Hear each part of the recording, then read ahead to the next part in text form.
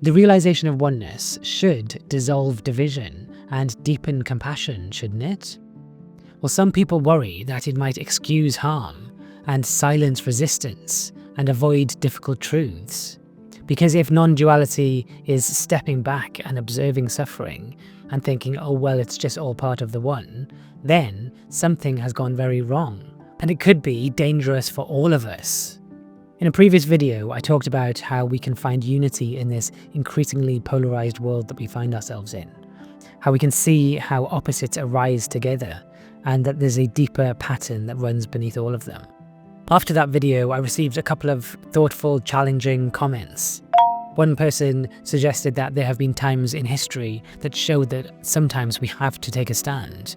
Another questioned whether if we refer to genocide and injustice in terms of yin and yang, then is that just trivializing real suffering? So in this video, I want to explore what balancing yin and yang actually looks like in the real world, and how imbalance shapes greed and power and politics, and how in the past, extreme imbalance has led to fascism. Let's start at the beginning. In Taoist thought, yin and yang are complementary forces that arise together.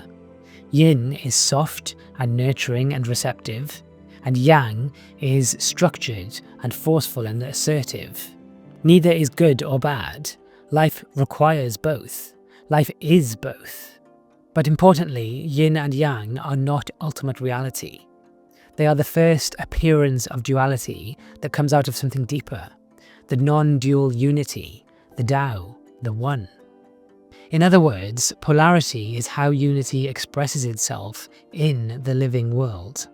A heart needs contraction and relaxation. A society needs care and boundaries. A person needs openness and the ability to say no. Problems arise when one side dominates and the other one is suppressed.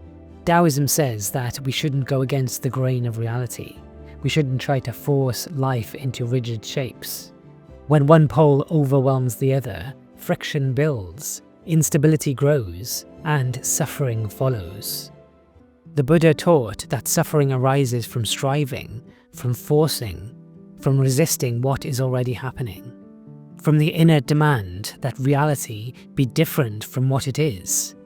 This creates paradox because we want injustice to stop. We want suffering to end. We want the world to change. But suffering intensifies when action comes from blind resistance instead of from clarity. The problem isn't action itself, it is the psychological compulsion behind it. It is fighting reality internally when trying to shape it externally. Wisdom means acting with the grain of reality, not against it. Now let's talk about greed. Greed is yang severed from yin. It is drive without care. It is taking without responsibility. It is expansion without relationship. It is the refusal to accept enough. It is the compulsion to extract more, secure more, dominate more. When yang forgets its dependence on yin, it becomes brittle and paranoid and ultimately violent. And this can happen on an individual level and on a civilizational level. Now let's look at the political landscape.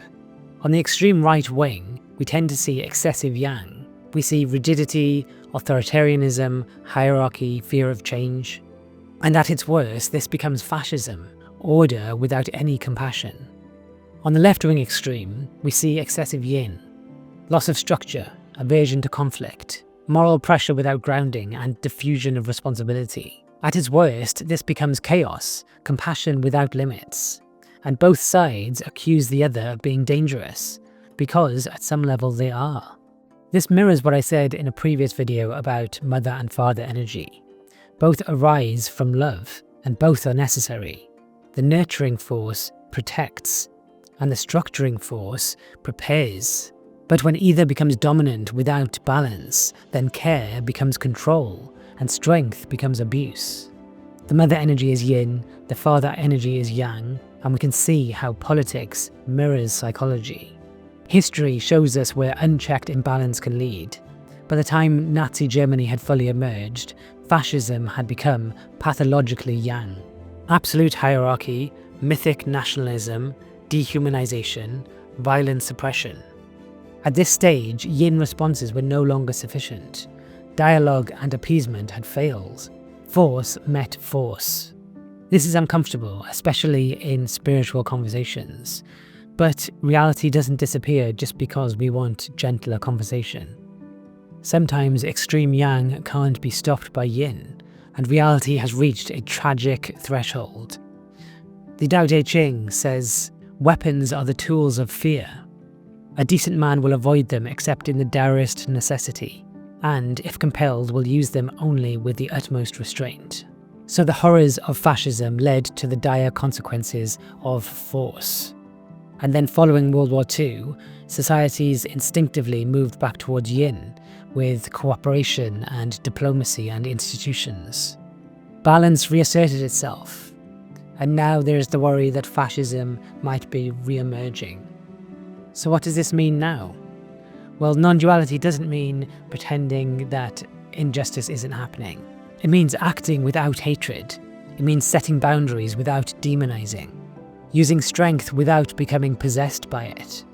If we want balance in society, we cultivate balance in ourselves. Because the ultimate reality is unity. But unity expresses itself through polarity. Wisdom is learning to move within that polarity without forgetting the whole. So pause and ask the question, where is imbalance taking place? Is it in society? In relationships?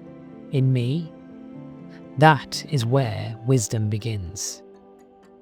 We can find unity in this increasingly polarized world.